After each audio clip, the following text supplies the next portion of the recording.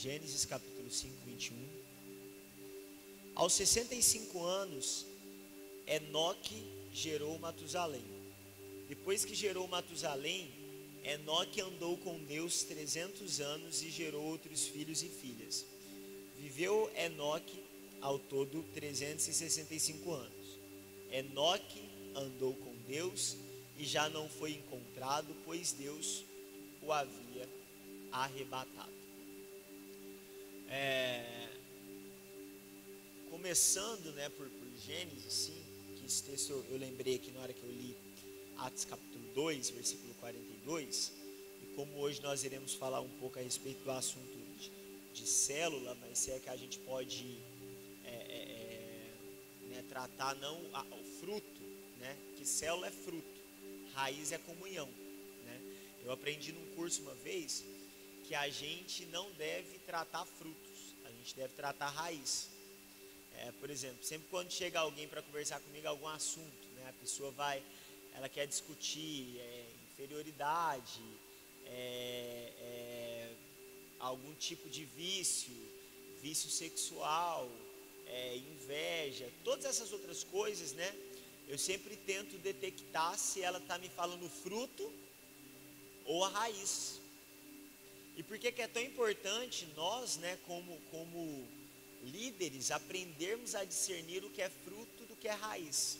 Porque tem hora que a gente gasta um tempo danado para tirar a manga da mangueira, achando que não vai vir outra manga, sendo que vai. A gente passa um tempo preciosíssimo, que a gente poderia estar fazendo várias coisas, lidando com gente que fala: meu problema é que de vez em quando aparece manga. Mas ele é uma mangueira. Então o que manga faz?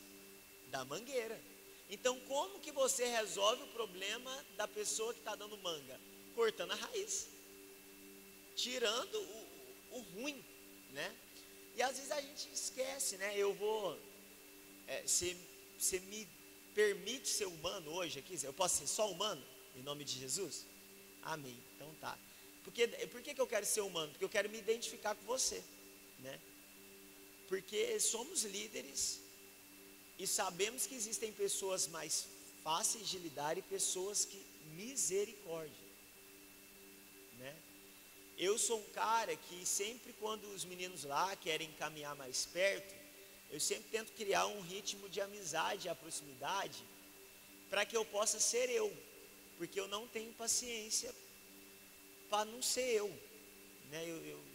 na hora que eu vi, eu estressei com o cara já, Ah, pastor, eu vou dormir lá na sua casa. Falei: não vai não. Não, eu vou dormir lá na sua casa, cara. Vou no culto, é de noite, eu já vou dormir lá. Eu falei: mas eu não te convidei, Ele: como assim? Ele indignado. Falei: então, cara, mas eu não te conheço, velho. Tipo assim, eu não tenho uma proximidade assim pra você ir dormir lá em casa. E o cara insistindo demais. Falei: é o seguinte, mano. Salmos 25:14 diz que a intimidade do Senhor é para os que o temem, o qual ele revelará a sua aliança. Aí ele: Falei: então, se até Deus tem critério para revelar a intimidade dele, eu também tenho, E tu não vai dormir lá em casa, eu não te conheço, E isso para algumas pessoas soa como um absurdo, Mas aí tantas outras enfia dentro da própria casa pessoas que poderiam ser exatamente o start para certas destruições na sua vida. Por quê? Porque você não teve critério para inserir pessoas dentro da sua vida pessoal, Mas ao mesmo tempo, nós não temos o direito de escolher com quem nós caminhamos. E hoje eu quero tentar falar um pouco sobre isso, a diferença entre caminhar e a diferença de deixar pessoas acessar a sua intimidade, porque um erro muito grande também é nós queremos ser apenas líderes e nunca sermos liderados, É tão ruim quando alguém vem te contar um problema que é exatamente o seu, que você não conseguiu resolver em você, e você olha para ela e você faz assim, tipo assim, Eu vejo que tem hora que Deus envia gente para contar para a gente que ela tem o mesmo problema, que é como se Deus falasse assim: eu só quero que você resolva o seu. Ele veio cá só para te dar um recado, né? Que você devia estar fazendo exatamente isso que ele faz, né? Então eu quero falar um pouco sobre isso, né? Sobre o que é de fato esse sentido da comunhão, né? O viver, né? Nós não sermos super-heróis, por mais que nós temos que ser os super-heróis de algumas pessoas. Nós não somos super-heróis, mas vivemos salvando algumas pessoas, né? E aí, lá em Gênesis capítulo 5, que a gente leu, né, 24, fala que Enoque andou com Deus e já não foi encontrado porque Deus o havia arrebatado, né? Eu gosto desse texto porque genealogia é algo que a gente lê e a gente acha desinteressante. E essa genealogia é algo que você está lendo e está assim: fulano nasceu, casou, teve filho, morreu. Fulano nasceu, casou, teve filho, morreu. Fulano casou, cresceu, né, nasceu, cresceu, casou, teve filho, morreu. Todo mundo está vivendo uma vida comum, normal, né? Eu nasço, cresço, caso, tenho filho, morro, né? Normal. Mas Enoque, ele dá uma pausa na normalidade do povo, né?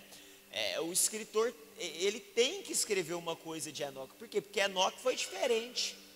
E aí vai falar que Enoque, né, andou com Deus, algo tão simples, né? Algo que a gente lê, não, ele andou com Deus. E ele andou com Deus ao ponto de não mais ser encontrado, porque Deus o havia arrebatado.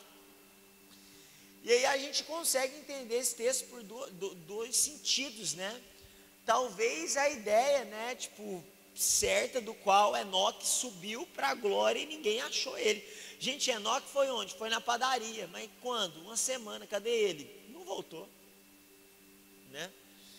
Não sei, pode ter sido e provavelmente tenha sido literalmente esse sentido. Porém, a Bíblia, ela trabalha muito a ideia de tipologia. E o que é tipologia na Bíblia? É quando algo no Antigo Testamento acontece simplesmente para anunciar que algo no Novo Testamento acontecerá.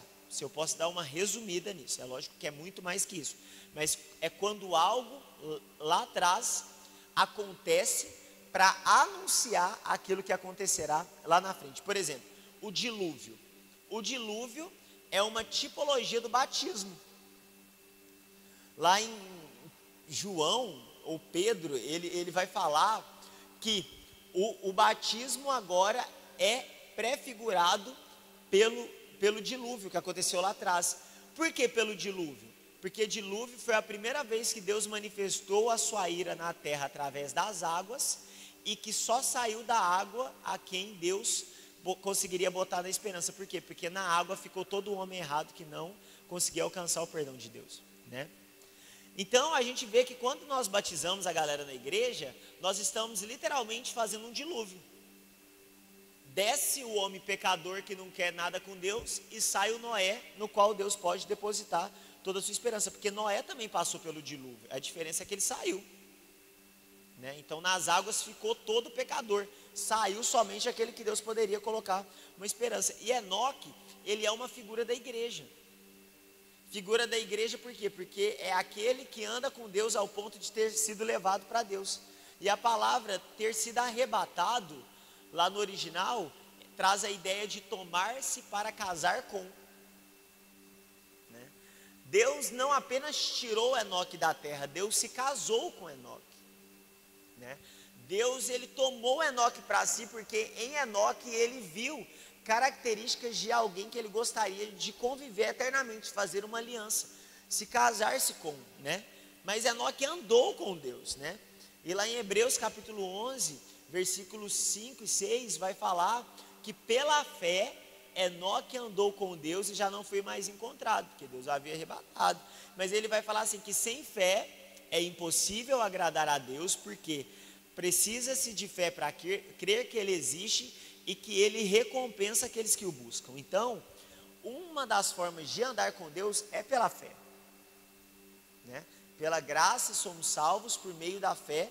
Isso não é nada nosso, é dom de Deus para nós. Então, fé, ela é o anzol que pega a graça para mim, que acessa a graça. Porém, existe algo além da fé que precisa existir na nossa vida para que nós de fato nunca cansemos de andar com Deus. E esse algo ficou por muito tempo para mim escondido na vida de Enoque, até que eu fui procurar qual que é o significado do nome de Enoque, que é dedicado, né? Aquele que é dedicado. Porque ter fé é fácil, ser dedicado é difícil. Porque dedicação tem a ver com aquilo que eu faço por decisão. Por exemplo, o que é uma pessoa dedicada nos estudos? É alguém que lê até quando não quer. Né? Ontem a gente falando, né, sobre a faculdade de vocês, com certeza deve que teve dedicação, né? Demais, né? Dedicação. Por exemplo, um casamento dura pelo amor, sentimento? Não, pela dedicação. A decisão contínua. Relacionamentos funcionam por dedicação, porque todo relacionamento que eu não me dedico para estar junto, no dia que eu acho que não vale mais a pena, eu descarto, né? Eu deixo de lado. E aqui no texto vai falar, né, que o comecinho do texto lá no Atos 2:42 que a gente leu, eles se dedicavam. Então a igreja era dedicada no início, né? Se esforçava, se doava. E eu só me dedico por algo que eu acho que é importante. Só me dedico por algo que eu acho que vale a pena, né? Eu só me dedico por algo que me é propósito. Eu só me dedico por aquilo que eu sei que eu serei recompensado, por mais que eu ainda não sei qual é a recompensa. Eu só me dou por algo que de fato eu acho que vai me trazer um benefício em algum momento. Isso não é uma questão de egoísmo, mas é a matemática do investimento. Eu só invisto naquilo que eu acho que vai me facilitar em algo, ou naquilo que eu acho que eu teria algum tipo de acesso. E a igreja era uma igreja dedicada, a igreja dedicava-se ao ensino e à comunhão, ao partir do pão e da oração. E aí vai contando a história da igreja, né? E aí a gente vê, talvez, a igreja de Atos como a igreja perfeita, só que não é. A igreja de Atos é a igreja do início, e nada que está no início, pelo menos na ótica de Deus, ainda é perfeito. Tudo passa por processo. A igreja perfeita é a igreja que Cristo buscará, não a igreja que Cristo começou, né? Queremos falar sobre igreja perfeita, iremos falar sobre a igreja do Apocalipse, né? Não a igreja do Atos, porque a igreja de Atos tinha problema. Igreja de Atos o povo escondia a oferta. A nossa também, mas lá o povo até morria, né? Igreja de Atos tinha problema, gente. Igreja de Atos, ela era como se fosse assim, era como se fosse os evangélicos tentando fazer igreja lá em Roma. Eles não vão deixar, né? É como se fosse a igreja querendo ser igreja no meio do Irã, né? A gente vai fazer o que? Céu na terra, movement, onde? Lá na praça do Irã. Glória a Deus. Que hora que vai começar? No quinto turno dos muçulmanos. Na hora que tocar a sirene deles e orar, a gente começa o nosso culto. Era assim, né? Paulo nos mostra o quanto que era assim. Ele chegava, arrastava o povo de dentro para matar do lado de fora. Era o bicho pegando na igreja.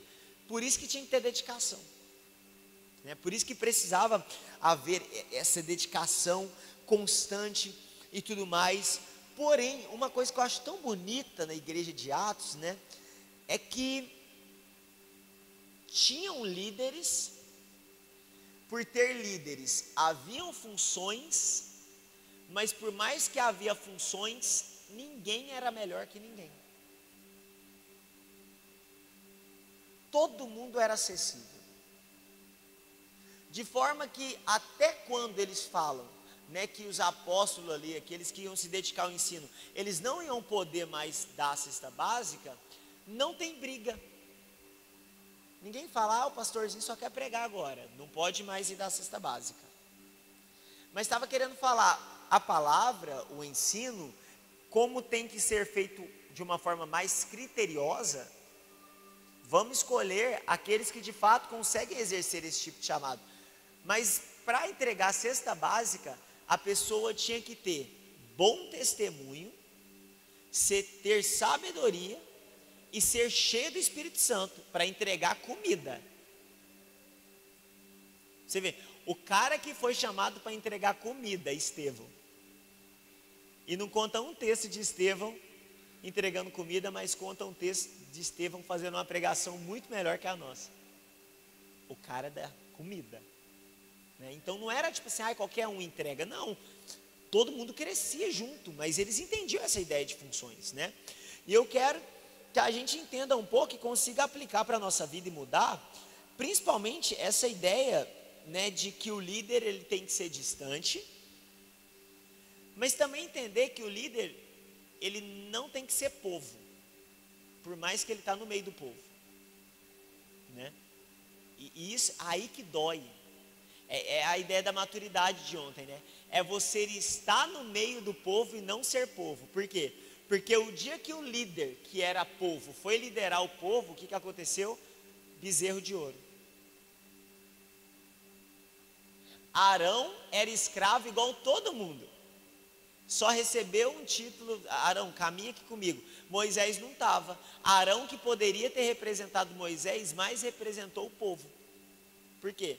Porque todo escravo que eu boto para liderar outro escravo, eu não tenho uma célula, eu tenho uma gangue, né? Você chega lá e eles montam um bezerro. Você fala, gente, mas o que é esse bezerro? Ué, ele ensinou a gente. Mas ele ensinou tudo errado. Você não botou de líder em cima da gente? Gente, mas você tinha que ter maturidade. Mas a gente não tinha, a gente achou que ele tinha, né? Sabe aqueles lugares que você chega e está todo mundo totalmente perdido, todo mundo louco, né? E glória a Deus pelos Moisés que Deus tem levantado, né? Que chega e bota a banca e quebra os bezerros e fala, aqui não, meu nego, né? Não é assim que funcionam as coisas. Mas nós precisamos entender, somos do povo, estamos no povo, mas não somos mais povo, somos líderes. Mas somos melhores? Não, chegamos primeiro, né? Na igreja não é uma ideia de quem é melhor, é de quem chegou primeiro, no sentido assim, quem chegou primeiro onde? Na igreja? Não, na maturidade, né? Tem muita gente lá no seminário que chega achando que os que já formaram, os mais velhos, são ótimos. Não, a gente só chegou 2 anos antes. Você vai ver que daqui 2 anos você está igualzinho a gente, porque a gente é caminhada, foi nos formando, foi nos auxiliando. E aí, eu quero falar um pouco, né, sobre essa ideia do discipulado, né? Coisas que eu gostaria de aplicar para você, porque eu tenho aprendido a caminhar nisso, aprendido a me doar para pessoas, aprendido o quão, se você tiver egoísmo, você não pode ser líder, porque o líder, ele mais vai se importar com o outro do que com si em alguns momentos, mas o líder também, ele não pode ser bobo ao ponto de nunca importar-se com si, porque senão ele vai adoecer. Ontem a gente leu que Paulo plantava, Apolo regava, e quem dava o crescimento é Deus. Você sabe qual que é a doença do pastor hoje em dia? É querer dar crescimento. Eu tenho que fazer a igreja crescer. Está doente já, e vai morrer. Por quê? Porque está querendo usurpar algo que é de Deus, né? O pastor, ele vê o crescimento, ele não dá o crescimento. Ele planta, ele rega e observa, né? Porque todo pastor que quer fazer uma igreja crescer, ele pega o caule da árvore e puxa, e na hora que ele puxa, ele quebra. Todo pastor que quer fazer a igreja crescer, ele machuca. Por quê? Porque planta não cresce por força, cresce por cuidado e alimentação, né? O candelabro, que é uma das figuras da igreja, Deus falou assim, eu vou dar 32 ou 30 quilos de ouro. Deus, qual que é o tamanho? Faz aí quanto tem. Mas e o tamanho, Deus? Não, eu não vou falar o tamanho não, porque se eu quiser que cresça, eu dou só ouro de novo. Porque igreja, na ideia de Deus, mais importa a essência do que o tamanho. Não pode ter mistura, só pode ter ouro. E aí vai chegando um A gente vai pegando. E o bom que o candelabro não eram peças separadas, coladas uma na outra. Era fundido totalmente. É por isso que é difícil ser igreja. Você sabe por quê? Porque é derreter uma parte de quem você é, derreter a parte do outro e colocar. E tem hora que não gruda. Aí tem que derreter uma parte maior para colar. E aí na hora que você vê, não tem diferença. Igual o corpo. A minha mão está no meu braço, mas não tem como eu tirar. É colado. Igreja é colado. É por isso que precisa haver sofrimento quando o outro sofre. Por quê? Porque somos diferentes, mas estamos no mesmo lugar.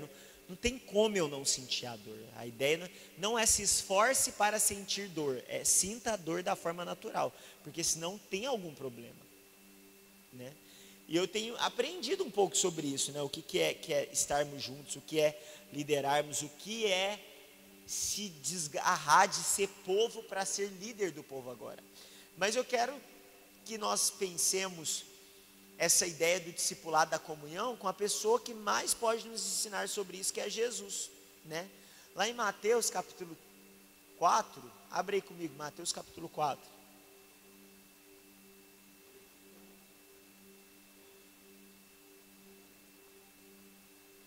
Mateus 4.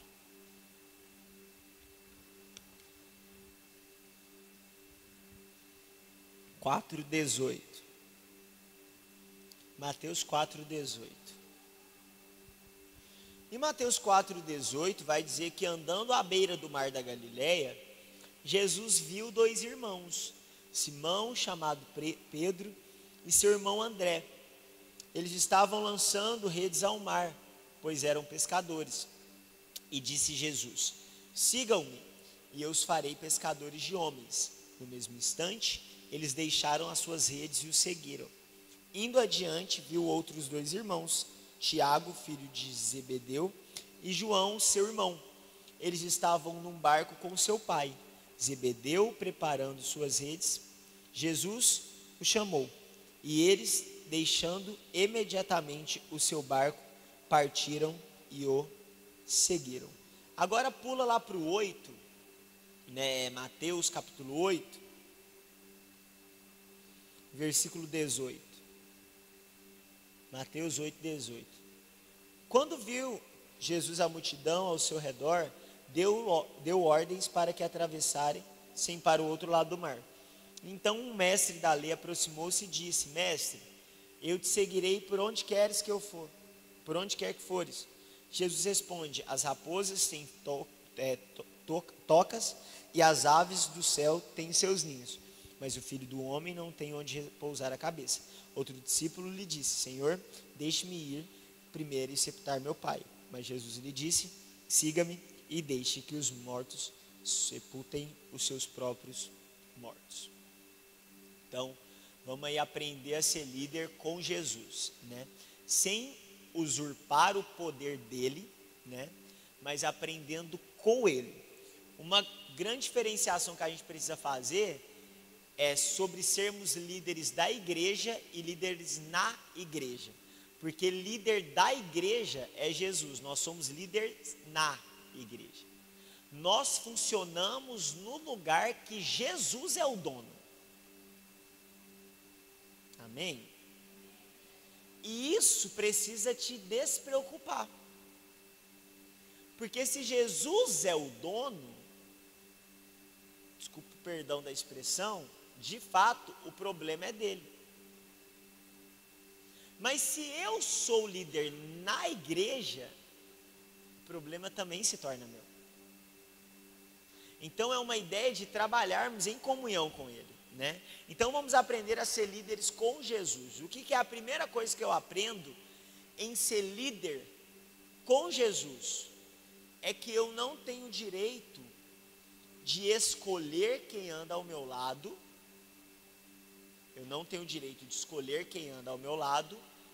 Porém, eu preciso entender que eu só posso chamar o quanto eu consigo cuidar.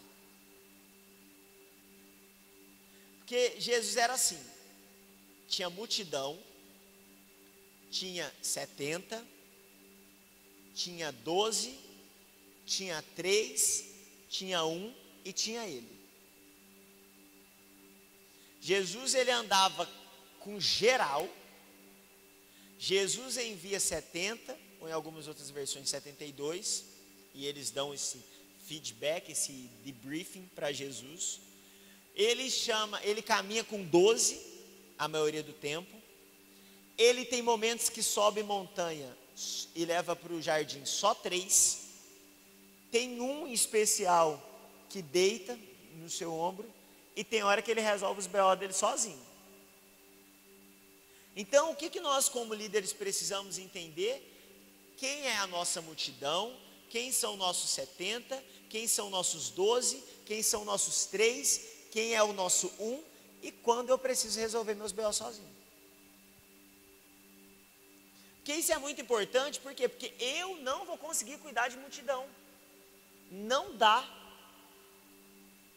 E se eu não consigo ser sincero, dizendo eu não consigo cuidar de multidão, eu vou ter que lidar com um burburinho de que eu vivo desmarcando os meus compromissos, porque eu não tenho palavra, porque eu quero ajudar todo mundo, mas no final eu não consigo ajudar nem eu. Então, você precisa entender, esse que chegou perto é quem? É multidão? Não, é 70. Pô, 70 eu já posso dar uma ideinha. Por exemplo, eu vou falar um pouco de como eu funciono lá no Carisma. Carisma não é igreja, é um seminário. Porém, nós vivemos como igreja, porque a galera toda vai de fora e fica lá e convive lá, e como são só 2 anos, a pessoa não consegue se envolver talvez em um lugar de igreja, talvez até porque decidiu não querer, quer servir o seminário naquela época. E nós temos um culto diário lá que chama Escola de Oração. Então todo dia tem culto no Carisma, depois da aula, que é um culto já. Então culto não tem problema com isso. Então a gente está lá e está lá e está lá. Porém, a maioria das pessoas vão, os pastores as enviam e as largam. Não quer saber como é que está, o que precisa, passa as crises. E eles também talvez já foram sem nem ter pastor. Porque vamos combinar, não é todo lugar que a gente consegue ir que tem alguém que cuida. Eu, por exemplo, eu saí da minha cidade, nada contra a igreja que eu fazia parte, porém, eu nunca pensei em ligar para o meu pastor em hora de perrengue nenhum. Por quê? Porque não tinha, ele não ia nem saber o que fazer comigo, ele nem me conhecia. Não tinha célula na minha igreja, não tinha isso. Então, eu tinha os meus amigos e fui conquistando outros pastores lá. E lá no Carisma é muito engraçado que a galera chega afobada. Eu preciso melhorar, eu preciso melhorar, eu preciso melhorar, eu preciso melhorar, pastor, preciso caminhar contigo, pastor, marca um horário, pastor, não sei o quê, nananã e papapá, mas a gente já tem a nossa vida. Né? Porque eu tenho percebido hoje em dia que a galera não quer aconselhamento pastoral, quer consulta psicológica. E eu não sou psicólogo. Eu queria. Eu não sou. A galera chega para sentar, aí a galera, ela cobra o que do pastor? Paternidade. Mas quem dá paternidade não é pastor, é pai. E aí por que pesa na gente tem hora? Porque a gente tem que exercer paternidade. E temos de fato que exercer paternidade. Mas tem gente que é órfão demais.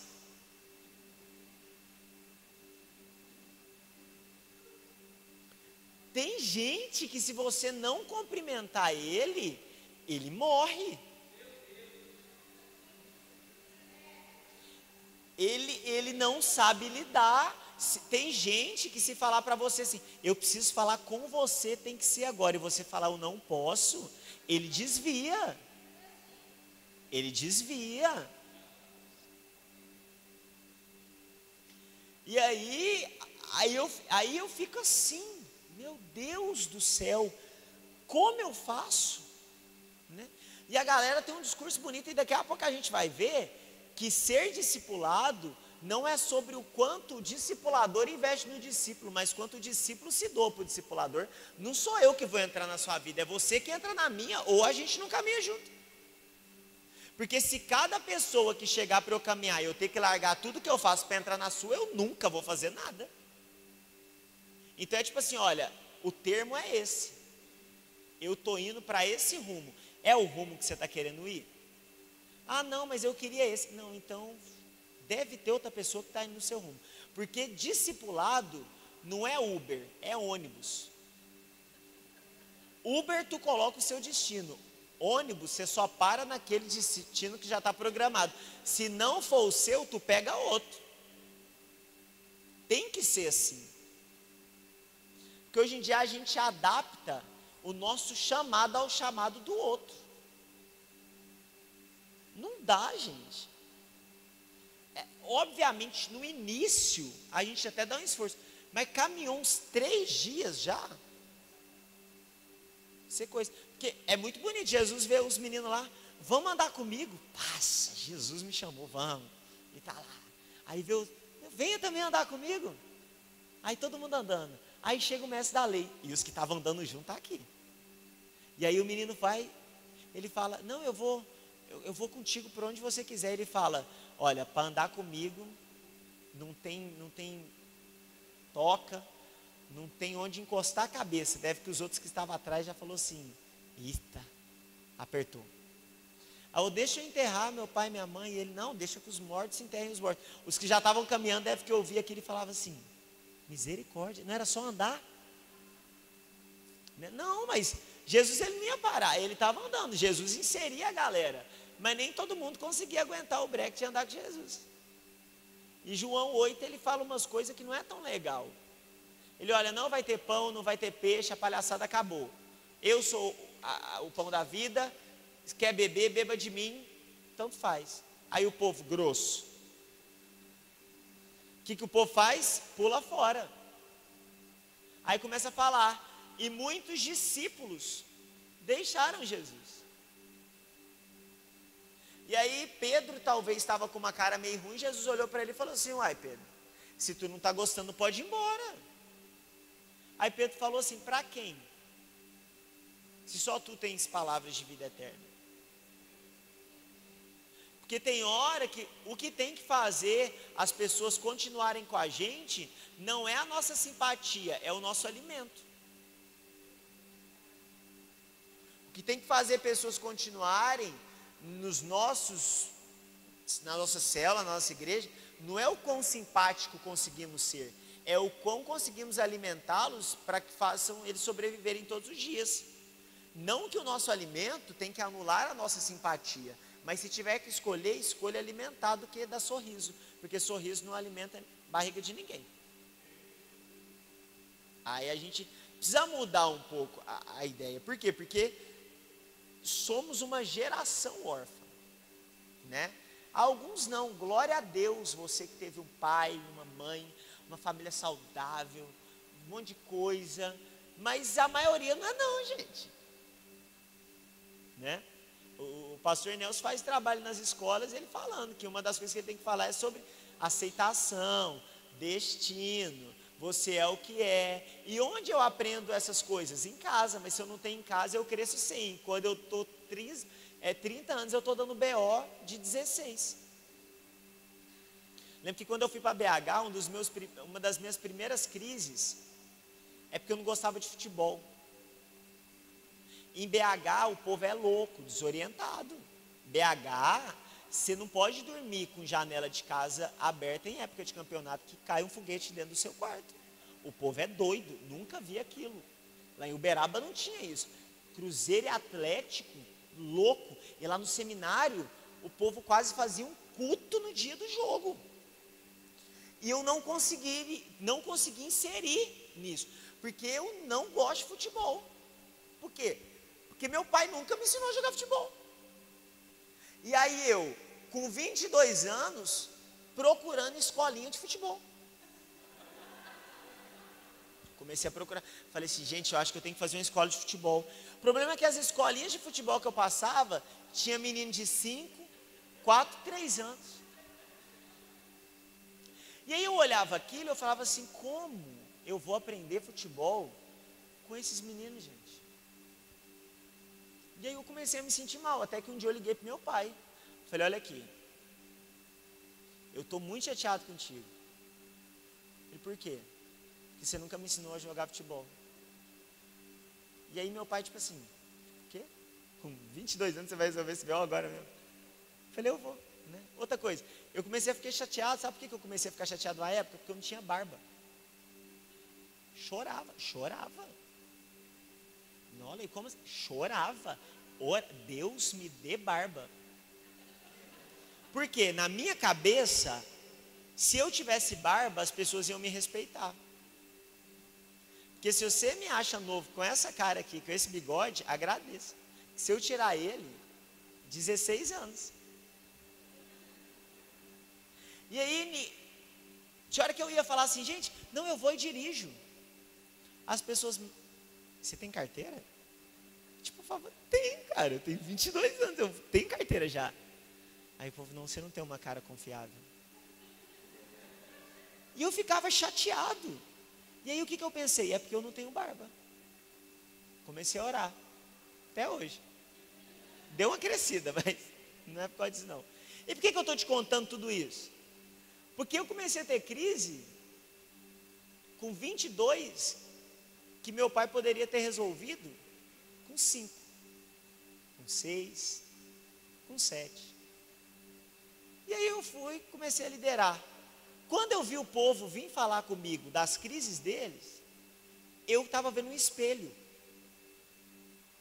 E aí eu vejo o porquê que nós gostamos tanto dessas músicas melosas, me abraça, me beija, não sei o quê, porque a gente está carente.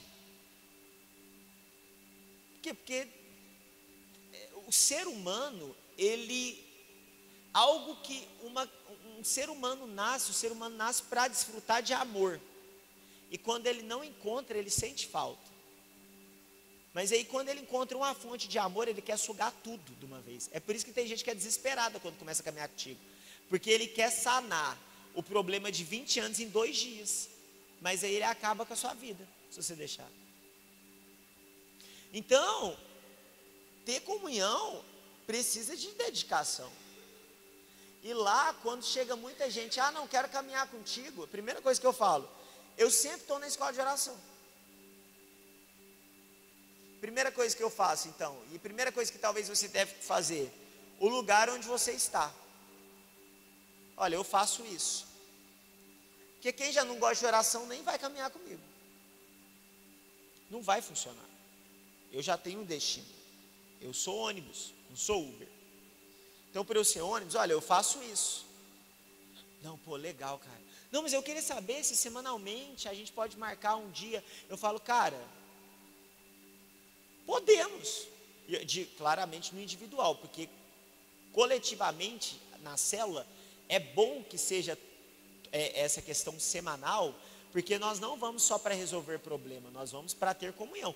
O foco principal da célula não é resolução de problema, é comunhão. Porque quando eu já tenho comunhão e aparece um problema, eu já estou lá para resolver. Eu vim lendo o texto lá de Jesus no casamento, eu acho muito bonito. Ninguém chamou Jesus para ir sanar o problema da falta do vinho. Por quê? Porque Jesus já estava antes, porque ele é convidado. Tem coisa que já seria resolvida na nossa vida se Jesus já estivesse lá na hora que desse BO. Lázaro não precisou de fé para ser ressuscitado. Por quê? Porque ele estava morto. Mas ele tinha amigo. Então tem coisa que não é sobre o quanto de fé eu tenho, é sobre o quão amigo eu sou de Jesus. Porque até no dia que eu acordo, parecendo que a fé já foi, Jesus, meu amigo, já está lá para resolver meu BO. Né? Convidei para perto. E isso é a ideia da comunhão, de estar perto. E uma das coisas que eu faço lá é tipo assim, olha, eu estou na escola de oração, cara. Não, amém, cara. Vou estar aí e tal. E semanalmente? Eu falei, não, a gente pode marcar aí, a gente conversa, você me fala qual que é o seu BO, o que você quer, e a gente vai.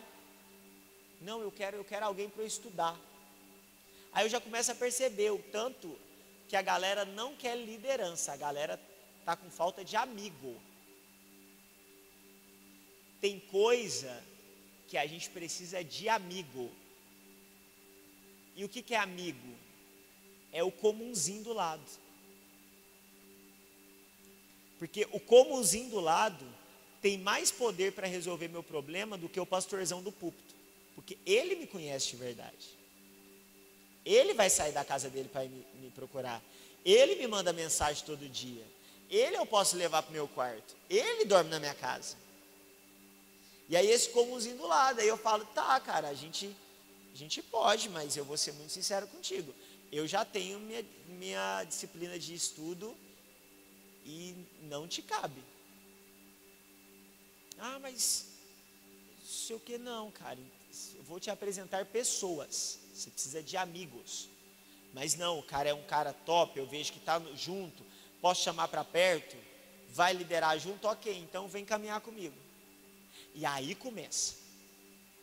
Porque discipulado, essa questão de comunhão, de liderança, ela é uma expressão que tem sido usada muito hoje, é vida na vida. Né? O que é vida na vida? É como se eu abrisse minha barriga, você abrisse a sua, a gente pegasse as nossas entranhas e misturasse assim, ó. Aí você olha, não dá para ver de quem é de quem. Por quê? Porque relacionamento, ele traz configuração, a gente vai começar a ser parecido. E aqui que está o nosso grande desespero, colocar a vida na vida das pessoas, porque o que mais vai transformar pessoas não é aquilo que você fala, é aquilo que você faz, mas também é o que mais vai transformar você. Porque daí, sabe como é que eu faço para fazer discipulado com a galera?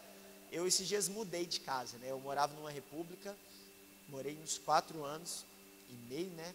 Praticamente, aí agora eu estou morando numa casa só com mais um, que agora é casa normal, glórias a Jesus Todo-Poderoso, né? Que tem sala, tem banheiro, tem panela, e a panela ela fica no armário, ela não fica mais no fogão, ela não fica no sofá, é glória, casas, né? E aí eu precisei pintar a casa, furar uns negócios, daí eu chamei um dos meninos que um dia chegou em mim e falou assim, cara, quero caminhar contigo. Você quer? Eu quero. Eu falei assim, pô, cara, você tem ferramenta? Ele, eu tenho. Então tem como você ir lá em casa, tal dia, levar as ferramentas? Tem. Eu falei, não, antes, você tem rodo, vassoura, mangueira? Eu tenho. Então tem como você ir lá em casa, levar esse? Você tem ele? Por quê? O que a gente vai precisar? Leva uma bermuda e um chinelo, por favor. Ah, tá. Aí chegou. A casa que eu aluguei tinha quase 2 anos que ninguém morava. Estava inundada. Nojenta. O banheiro, o piso do banheiro, eu fiquei feliz de ser branco, porque eu achei que era preto. Estava assim, muito sujo. E tinha um ralinho só na casa. E aí ele chegou lá e falei assim, não, troca a roupa aí, vamos ser discipulado. Né? Você pega o quarto, eu pego o outro. E aí eu via que tinha hora que o moleque já estava cansado. Né? Ele, o que a gente vai comer? Falei, não dá tempo de comer não, cara. Vamos terminar aqui, depois a gente come. Aí ele, tá. E eu fiz chorar, eu nem com fome eu estava, a casa era minha, o que era interesse meu, eu doido lá, o moleque lá, né? Até que chegou no final do dia, estava até fraco, falei, vamos comer, vamos o quê? Eu comprei um cachorro quente, porque não tem fogão ainda, cara. Aí ele, a gente comeu cachorro quente, ele comeu uns 4 cachorro quentes. Aí, vamos dormir? Vamos dormir. No outro dia eu cedo já, cara, vamos acordar porque a gente tem que terminar. Frenético fazendo as coisas, furando parede, limpando casa, não sei o que tem. Aí ele, cara, aí teve um dia que ele foi, eu falei, você quer ir embora ou você quer comer? Ele falou, não, eu quero ir embora, porque eu acho que ele pensou, não vai ter comida. Foi embora, e depois no outro dia a esposa dele, né, cara, mas eu fiquei com fome, eu falei, eu estava te ensinando no jejum, né? Aí ele, sério? Eu falei, não, cara. É porque eu moro em república, a gente acostumou a comer na hora que dá, né? Você mora numa casa bonitinha que sua esposa faz a comida meio-dia certo, se dá meio-dia 1, não tem comida, você tá...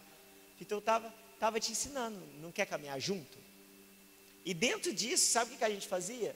Falando de coisas normais, Photoshop, vídeo, conferência. E aí eu comecei a perceber que eu podia, de fato, derramar minha vida sobre ele. Por quê? Porque ele conseguiu se adequar à minha caminhada. Cara, vamos no centro comigo? Vamos. Mas o que acontecia? Quando eu comecei a andar com ele, ele começou a perceber que eu sou o Leivson, normal. né? Eu não chego no meio de uma padaria e falo a paz do Senhor, abre João 3,16. Fala, a paz do Senhor me dá um pão, né? Que eu tenho as minhas falhas, que eu estresso. Quando eu estou no centro de BH e alguém quase me atropela, que eu não vou falar aleluia. Não, eu vou falar assim, tu não viu a faixa, meu irmão? E aí o moleque já não sei o quê. Né? Ele via que não é todo lugar que eu chego eu falo, posso orar por você? Né? E aí começou a andar a vida na vida, e aí o moleque ia dando certo. Até que eu comecei a perceber que talvez ele não seria só um dos 12, ele seria um dos 3. Que poderia estar em qualquer lugar comigo. Mas eu que comecei a dar o destino para ele. Então o que precisamos entender sobre comunhão? Precisamos dar destino para as pessoas. Porque eu vi uma frase esses dias que me chocou. Falou assim, que o líder que não dá destino, perderão os liderados que já tem um. Porque tem gente que tem tanto chamado de Deus na vida, que não aguenta ficar com um líder que não tem nada de chamado de Deus. Você vai perder ele. Não, perdi uns meninos bons. Por quê? Não sei, rebelde. Não é rebelde não. É porque quem tem destino não fica parado a vida inteira no lugar, ele vai embora. Se você não for junto, já era. E aí no meio da comunhão, você precisa detectar quem é os 300, quem são os 70, quem são os 12, quem são os 3, quem é um e quando você tem que estar sozinho. Precisamos caminhar. Jesus era assim. Então a primeira coisa aí que a gente aprende com Jesus, já linkado na segunda, é que eu chamo todo mundo, eu sou aberto para todo mundo, porém, durante a caminhada, eu vou sinalizando os meus destinos. Quem não tiver comigo, pode procurar outra pessoa. Isso e num sentido de maturidade, não é que você está mandando a pessoa embora, é direcionando ela a outro. Que ela precisa se encaixar, ela precisa estar ali perto. Mas um texto que eu gosto muito de Jesus, e que esse texto, ele me assusta, é lá no Mateus 16, Mateus capítulo 16, versículo 13. Mateus 16, 13.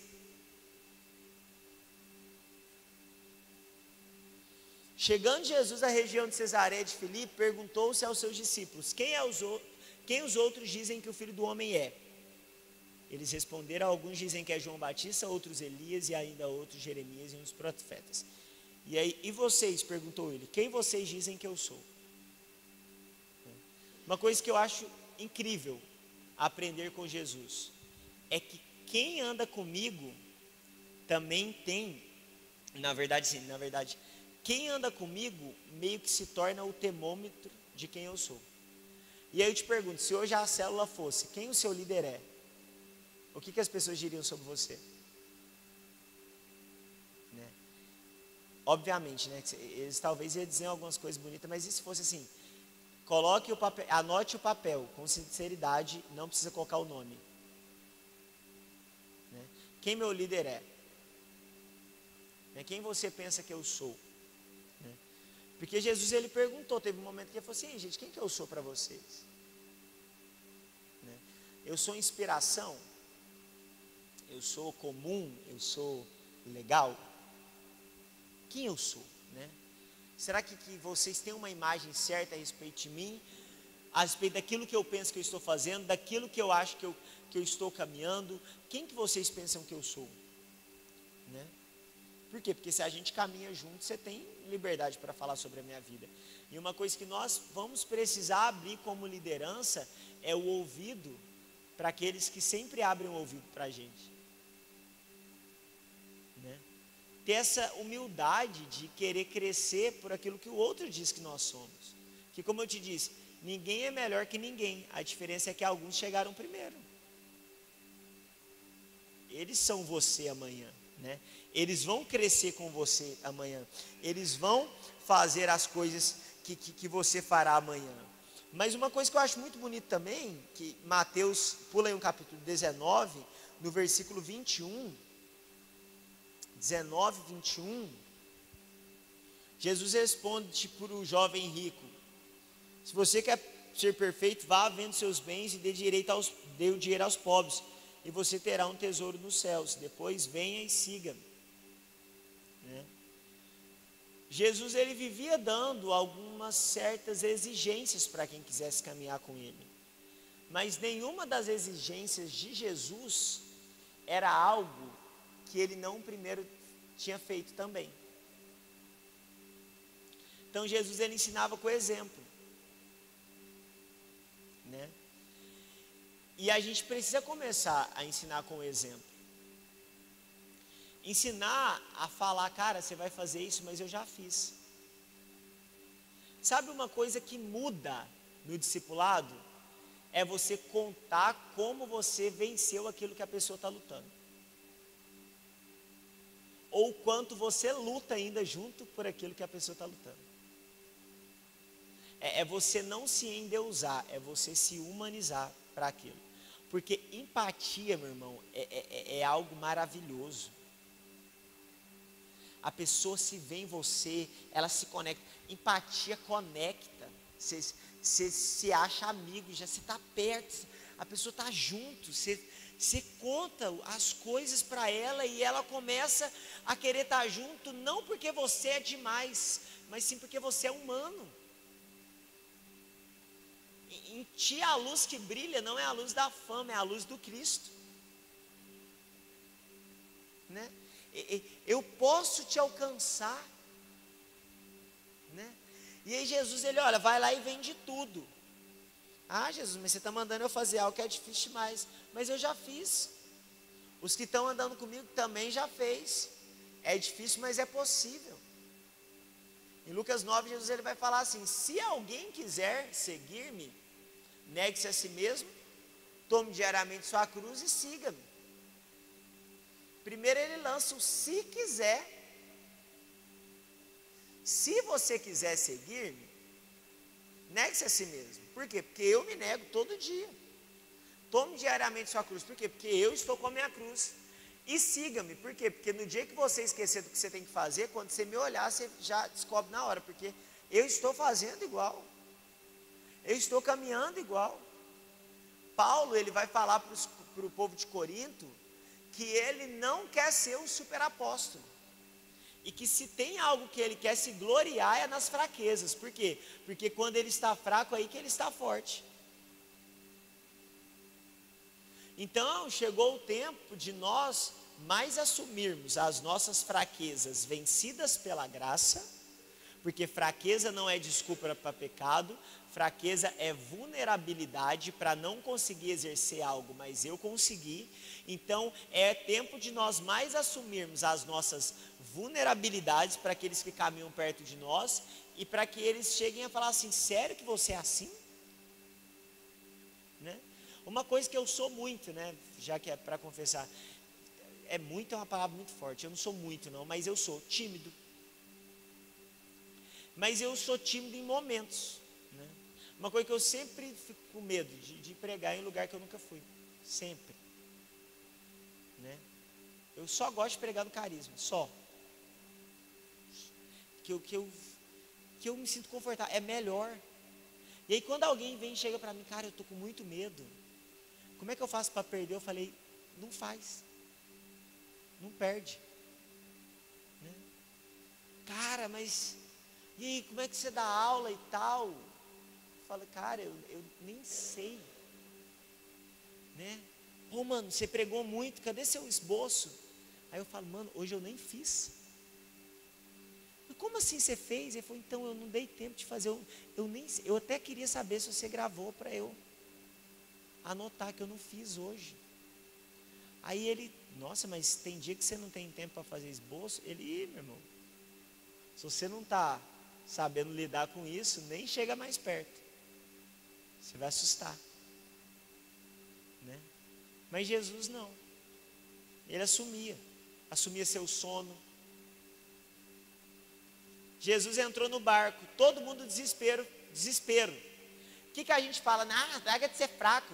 Jesus continuou dormindo no meio da tempestade porque ele confiava no Pai. Não é isso não, gente. Jesus dormiu na tempestade porque ele estava com sono. Não é confiança que te faz dormir, é sono.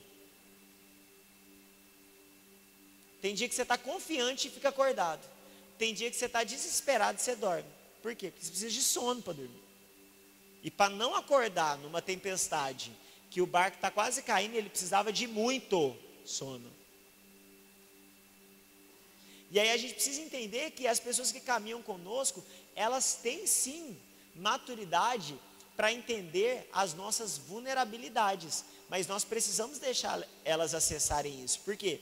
Porque senão a gente vai viciar elas num líder perfeito e que quando nós não estivermos tão afim, elas vão achar estranho.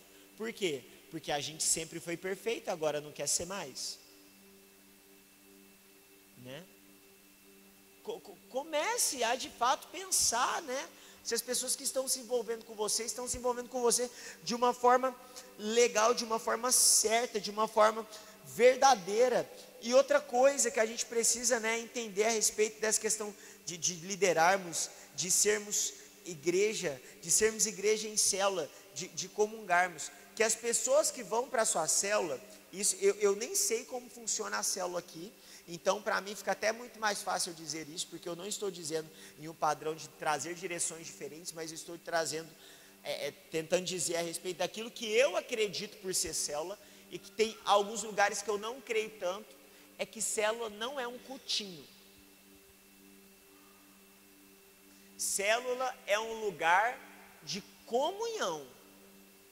E o que tem virado célula hoje em dia, e como eu já te disse, nem sei como é aqui, para não parecer uma questão de julgamento, porém, o que tem virado célula? O lugar dos que não conseguem pregar no culto, fazerem os seus próprios ministérios. Tem muita gente que quer célula por causa disso. Né? Ah, meu discípulo. Ah, qual que é o nome dele? Qual que é o problema dele? Ele tem mãe? Ele tem pai? Está em qual série da escola? Qual que é a banda que ele mais ouve? Qual que é o texto bíblico que ele mais lê? Ah, não sei. Então não é seu discípulo, lindo. Discípulo eu conheço. Discípulo eu chamo de amigo. Discípulo, eu olho para a cara dele, vejo que ele está triste, eu falo assim, sua mãe de novo brigou contigo, cara? Aí ele fala, brigou. Né? Discípulo, eu ligo para ele e falo assim, ei cara, você passou na prova? Ele, pô cara, tu lembrou que a prova era hoje? Eu orei por você antes. Sério? Professor, eu não passei não, mas você tira a tristeza dele de não ter passado na prova porque você lembrou dele. Discípulo. Né? Aí hoje em dia a galera, na minha célula eu tenho 40 discípulos. Me fala o nome dos 40. E aí eu vou acreditar que são seus discípulos de verdade. Né? A gente não sabe, porque não sabemos, porque não estamos nos envolvendo, por quê? Porque estamos fazendo mini cultos. Não, cara, é o lugar da comunhão, por mais que tem que ter palavra. Né? Eu acho que, tipo assim, quando você é um hospedeiro na sua casa, mais as pessoas têm que sair com coisas do que levar coisas. Aí você está vendo que uma pessoa está indo com a mesma roupa toda semana, pô, deve que ela não tem. Aí o que eu vou fazer? Eu vou dar uma roupa para ela. Um dia eu ouvi algo numa igreja que eu fui, uma igreja grande, e a galera é muito chique, cara, muito chique. Eu não poderia me mudar para lá, porque eu não tenho roupa para ir para lá. Porque a galera anda tudo muito bonita, se arruma muito. Eu falei, nossa, eu nem quero vir para cá, porque você olha todo mundo com iWatch, iPhone, iTênis, iCamisa, iBoné. Eles têm todos os negócios da Apple. E eu falei, gente, aqui vocês têm patrocínio? Compram mais barato? Porque, nossa, eu ralo 2 anos juntando para conseguir comprar um. Na hora que eu vejo, já está ultrapassado. Mas a galera é chique. E aí a gente conversando com alguns pastores e tal, eu falei, gente, todo mundo tá chique e tal. Ele, não, porque aqui é assim, mano. Todo mundo vem bonito, porque o nosso pastor bota a banca. Eu falei, pô, legal, exemplo, legal. Eu falei assim, mas toda vez que alguém não vem no padrão, o pastor faz algo no outro culto, que é para ensinar a pessoa a ir bonita. E aí eu e outra amiga que estava junto, eu falei, gente, que lindo, ele dá uma roupa. Ele dá uma maquiagem, ele paga um salão. falei, nossa, que bonito. Eu falei, nossa, o que ele faz? E tipo, eu e minha amiga, tipo assim, o que ele faz, assim? Que lindo, cara. Ele falou assim, ele pega a melhor roupa que ele tem e dá ele e vai impecável no outro culto. Aí eu olhei, aí eu pensei, falei assim, isso melhorou? Aí o cara, não, porque aí no outro culto a pessoa fica com tanta vergonha que ela se promove e vai coisando. Eu falei, ah, que legal. Muito bacana. Porque, meu irmão, o exemplo é legal, mas tem gente que não vai conseguir sustentar o seu exemplo, se você não ajudar ele a caminhar no seu exemplo. Né? E aí, você quer ensinar as pessoas a serem iguais a você? Dê as ferramentas que você tem. Conta qual aplicativo que você faz sua pregação, porque tem gente que esconde aplicativo. Né? Não, vou esconder aqui, porque se ele descobrir a pregação dele vai ficar boa. Não, fala para ele. Né? Não, cara, comecei a fazer um curso, faz esse, tal. Né? Começa a trazer a pessoa para mais perto. Dê as ferramentas que você teve antes. Conte para ela os seus segredos. Conte as suas dificuldades. Igual uma coisa que eu sempre gosto de brincar lá no seminário. Eu prefiro ter livro do que ler. Porque eu acho livro tão bonito. Eu amo, eu acho livro lindo. Não, Ale, mas você gosta de ler muito? Eu não. Prefiro assistir. Eu sou mais visual do que ler. Leio, aprendo, me disciplino, mas eu prefiro ter. Eu acho tão lindo uns livros na parede. E toda vez que eu saio, eu dou um jeito de comprar um livro. O povo tipo assim, mas qual que você já leu? Eu falo, alguns aí. Não, mas, e esse aqui você já leu? Eu falei, não. Mas você não comprou tem 2 meses? Eu falei, aham. Mas por que você comprou? Eu, para ter. Quando eu quiser ler, eu já tenho. Porque a gente é muito bonito para comprar um livro para postar. Mas você já viu que poucos postam a resenha do livro que leu? Você sabe por quê? Porque não leu não, só comprou. A gente sustenta uma banca que a gente não vai conseguir aguentar, gente. Porque quem chega perto conhece a gente de verdade. Então, célula é o lugar de nós sermos iguais. E ao invés das pessoas levarem coisas, comece a fornecer coisas. Comece a se doar para pessoas. Comece a investir em pessoas. Comece a investir tempo. Leivson, mas eu não tenho tempo para falar com uma pessoa toda semana. Chama ela para ir no supermercado. Porque chama ela para fazer bolo com você. Né? Eu queria ser discipulado por você. Então não tenho tempo para ir lá te discipular. Mas vem fazer bolo aqui em casa. Aí a gente conversa no meio da caminhada.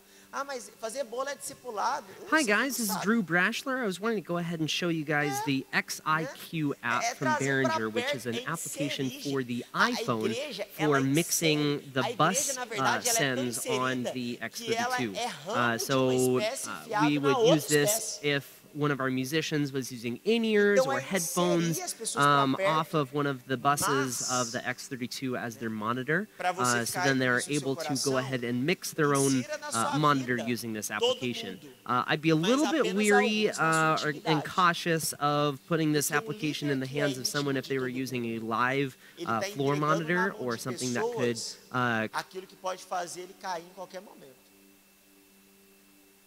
Nem todo mundo precisa saber so I'm going to pull up my settings here. Olá, pessoal. And we are going to go and connect to the Você quer ter na sua tela do iPhone principal aqui? And we'll scroll all the way back over to the XIQ. So we're going to go ahead and open it, and it'll pop up like this. And so we have o IP que está aqui mostrando é onde você vai digitar o IP relativo ao IP que está na mesa, certo? Então você vai na parte de configuração que está lá. Without it actually being connected to something, and then MC and I'll show you guys that. So first thing what we want to do is exatamente igual aqui nessa parte. Vamos colocar aqui na parte de demonstração, só para vocês entenderem como funciona esse aplicativo. Vamos aqui para a parte de demonstração. So in our case, 192.168.201.2. Bom, o que ele me mostrou aí? Demo mode you will want to turn off if we are connecting to the escrito aqui and then it will automatically connect. Drum fill. So you can now see é apenas um exemplo. Esse fader, o que ele representa? Você vai na parte de configurações, na 52. Nessa parte de configurações, você vai ver o IP que está lá. Esse essa parte. Vamos colocar aqui na parte de demonstração, só para vocês entenderem como funciona esse aplicativo. Vamos aqui na parte de demonstração. Ok. Bom, o que ele me mostrou aí? Um fader, certo? Escrito aqui drum fill, certo?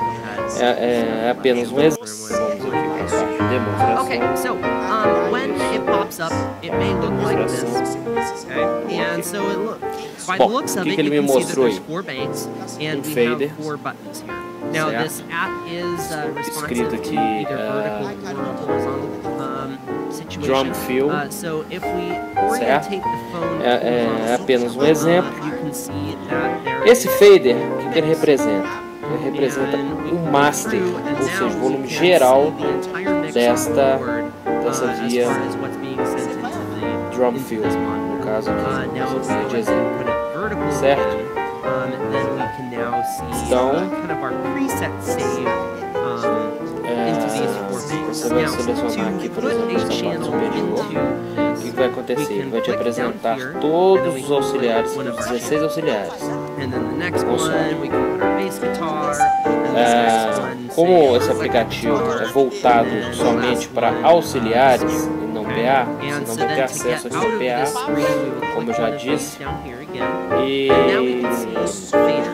você vai ter acesso só às vias monitores, ou seja, a aplicação desse aplicativo é justamente para o músico fazer sua própria mixagem da forma que ele quer, de uma forma simples e ficar do gosto dele. Então aqui, ó, você clicando onde eu falei, você tem aqui todos os 16 auxiliares. Você vai selecionar o seu auxiliar, vamos supor que ele é, nesse caso aqui, backing. Esse, após selecionar, você dá OK. Já apareceu aqui, ó. No caso aqui, esse auxiliar é estéreo, então ele apareceu 2 faders. Mas normalmente não vai ser dessa forma. Vamos trocar novamente aqui, pegando o de baixo e o master. Ok. Como que a gente vai fazer agora?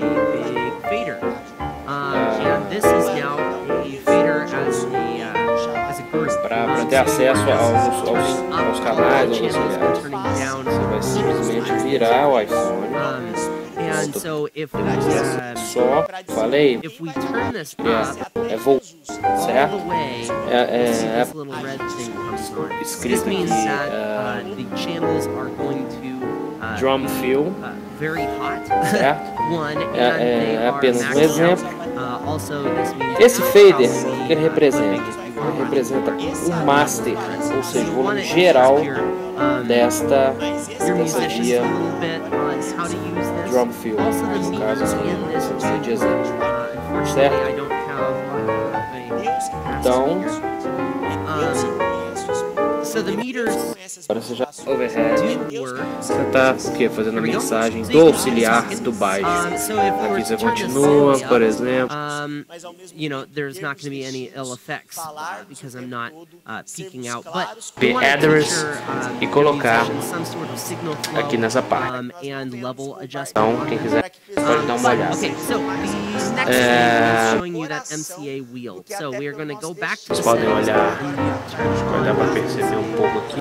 And now what this does is it makes it a wheel that you adjust up and down versus needing to press and move that big group fader. You are just using a wheel to go up and down as far as the groups go. The individual microphones or channels would still be on a single fader. So I can have my drums here, I could have both of my guitars on this one, and then here I could have, say, all my vocalists, the choir, the grand piano, our keyboard, all of that stuff, and then, you know, my personal self right here. So then now you can see that I have these 3 different groups that I can move up and down, and my personal mic up and down. So that is a really quick version of how this thing works. But then if we turn this horizontal, we can see the see it in a whole board sense. So if I go ahead and turn this back down here, and rotate this like here, so you can now adjust individual channels and be able to scroll and see all of the inputs on the board in the way that it's laid out on the board. So it runs in channel groups of 8, just like just the normal way that the board reacts.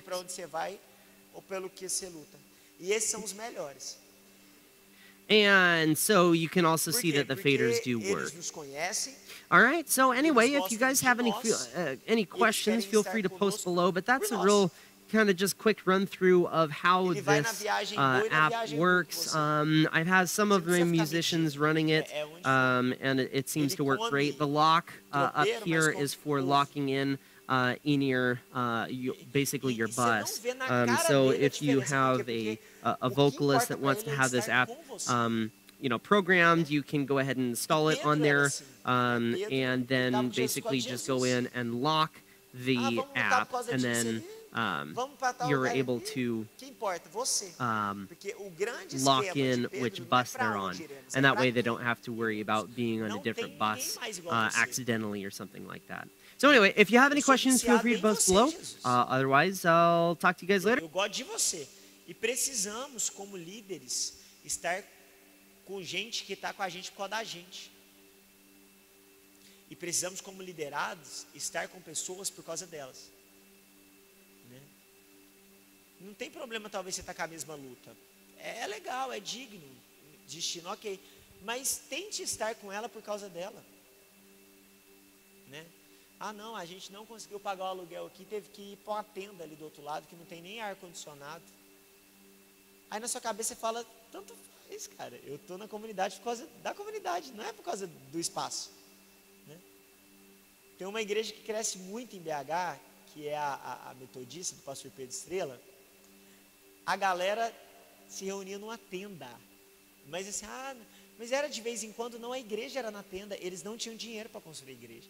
E é uma igreja top, chique assim, mas era um tendão enorme, uns ventiladores, aqueles turbo que você ligava, quase caía assim, muito, assim, pegado, tava todo mundo na tenda. Aí depois foram para um shopping, chique, todo mundo no shopping. Agora mudaram do shopping para um galpão, todo mundo no galpão. E eu olho aquilo lá e falo, gente, né? Ninguém saiu, ele não. Por quê? Porque a gente tentou imprimir neles estarem conosco por causa de nós e não por aquilo que temos. Isso é importante. Né? Isso é maravilhoso. Isso é leve, isso é gostoso. Né? Vamos orar? Jesus, nós aprendemos com você o que é ser líderes, todos os dias. A investir no que não tem nada para dar para a gente. Ao investir naquele que parece só ter problema, Pai. Pai, contigo nós aprendemos a termos paciência, a doarmos a nossa coisa preferida. Pai, contigo nós temos paciência em transformar inimigos em amigos, Pai. Pai, a igreja do primeiro século, ela foi conhecida pelos seus milagres, mas a igreja dos últimos tempos, ela será conhecida pelo seu coração. Por mais que terão milagres, ela será poderosa em maravilhas, em tudo isso, mas Deus, o maior poder é o amor. O Senhor sabe disso. E Jesus, eu oro agora porque o Senhor sabe o quão eu preciso entender isso. O quão eu preciso, Pai, de uma forma particular, investir em quem não tem nada para me dar, caminhar com quem não tem nada para fazer por mim. Mas eu sei, Pai, que isso não é uma luta minha só, é de todos nós. Pai, o Senhor sabe o quanto que eu também, eu preciso entender o que são limites, Pai. Muitos líderes não sabem dar limites, porque têm medo de ser rejeitados, porque são órfãos liderando órfãos. Mas hoje Deus, Ele quer colocar no seu coração a habilidade de estabelecer limites,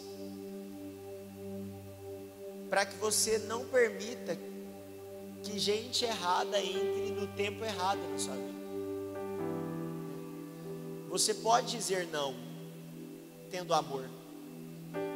Você pode dizer sim, tendo amor. Deus é um Deus de limites.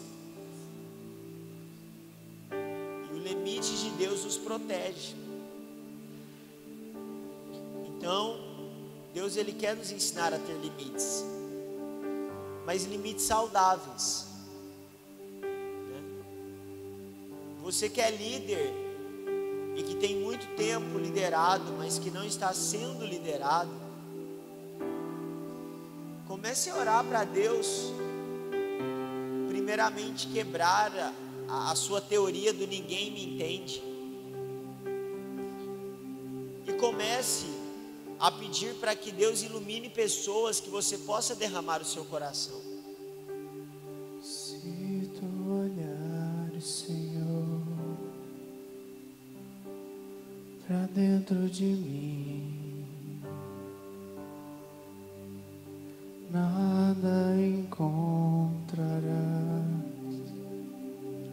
de bom. Mas um desejo eu tenho de ser transformado. Preciso tanto do teu perdão. Dá-me um novo coração. Dá-me um coração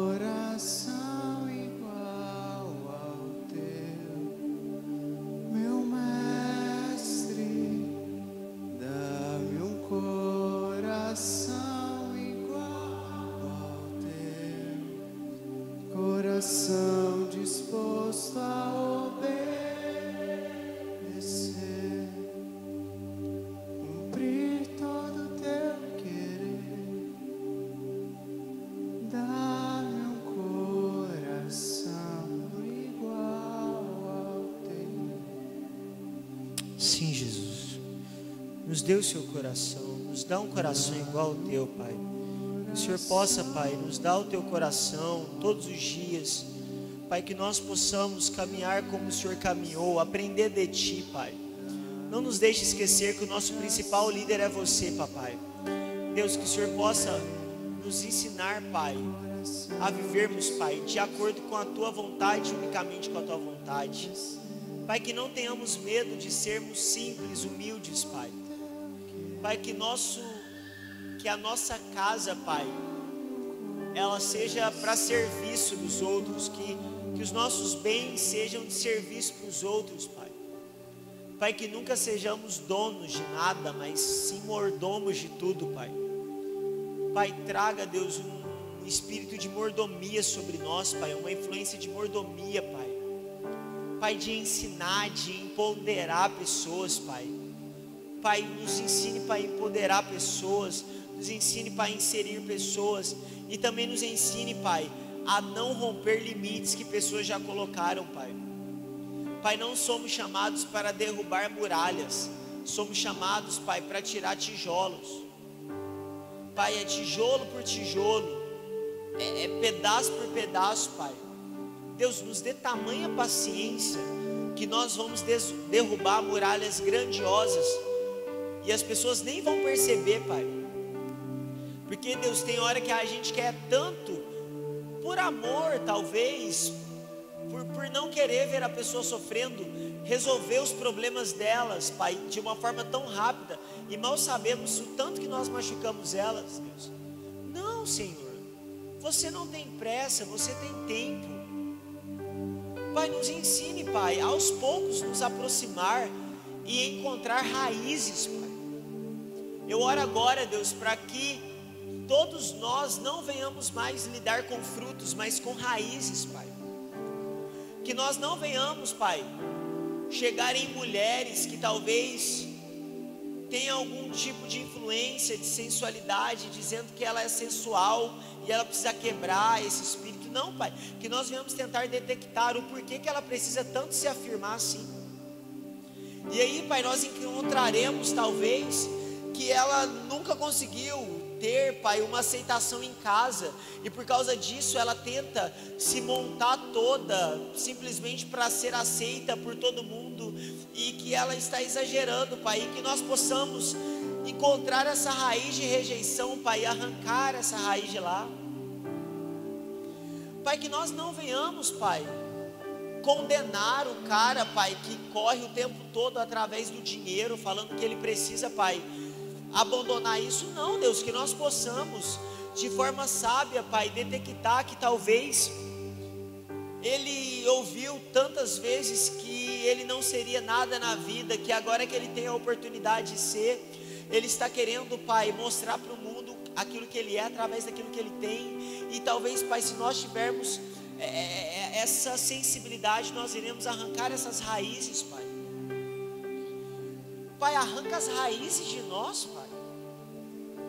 Pai, comece a levantar nessa igreja líderes curados, líderes restaurados, Pai. Pai, nós não viemos aqui nessa manhã para ouvir coisa para os nossos liderados. Viemos aqui nessa manhã, Pai, para ouvir coisas para nós, Pai. Pai, venha curar o nosso coração de fato. Pai, existem muitos líderes machucados, Pai. Nós somos esses. Então, por favor, traga cura em nosso coração. Pai, nos traga, Pai, um bálsamo de cura sobre nós, Pai.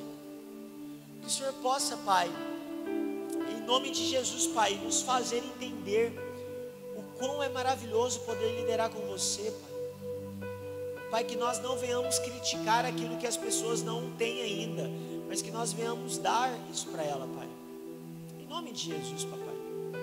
Que a paciência, Pai, que a influência do Seu Espírito de liderança, Pai, possa estar sobre os nossos corações, Pai, diariamente. Pai, que nós não venhamos, Pai, presenciar a melhora de algumas pessoas, mas sim a transformação delas, Pai.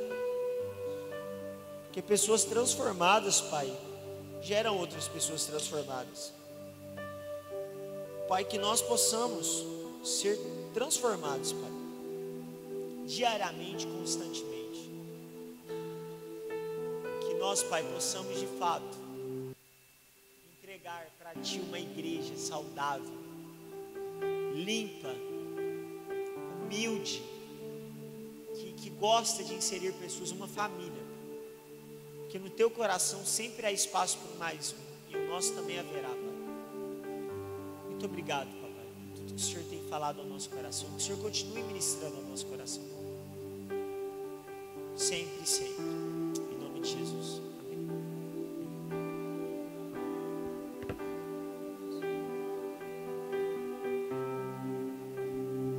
Amém, queridos. Por isso que Jesus veio. Há de fato uma profunda carência de amor, e Jesus veio nos preencher com esse amor. Claro que toda aquela expectativa natural que nós temos, né, de afeto, de atenção, de carinho, não se preenche nessa relação meramente natural, humana. Mas quando o nosso espírito está numa conexão, quando o espírito do homem está numa conexão com o Espírito de Deus, ele é preenchido. E eu fico pensando que quando Jesus desafiou Pedro, né, quanto ao amor, e pergunta: você me ama? Você me ama? Pedro estava ali vivendo um conflito que seria: naturalmente eu não consigo fazer isso, naturalmente eu não consigo fazer o que o Senhor quer que eu faça, é melhor viver minha vida natural. Mas Jesus o leva a realmente se dispor a amar as suas ovelhas com o amor com que ele tinha sido amado por Jesus. Então é isso que faz a diferença, com certeza. Que nós possamos, né, com essa palavra que nos chacoalha, crescer como discípulos de Jesus.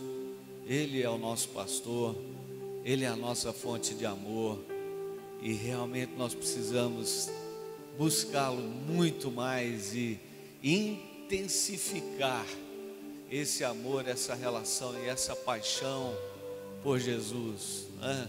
Que sejamos aquelas crianças, como nós cantamos no início, como crianças que estão sendo preenchidas, que aquele vazio, aquela ausência, aquela carência, ou estado de desamparo da nossa alma, do passado, né, seja de fato curado por aquele que é amor, que se deu por nós.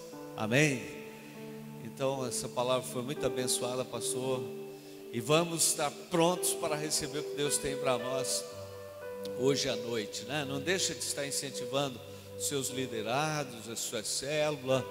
Vamos ter um culto muito abençoado, e com certeza Deus trará sobre a igreja ainda mais, e esse fim de semana nos marcará como um fim de semana de crescimento. Amém?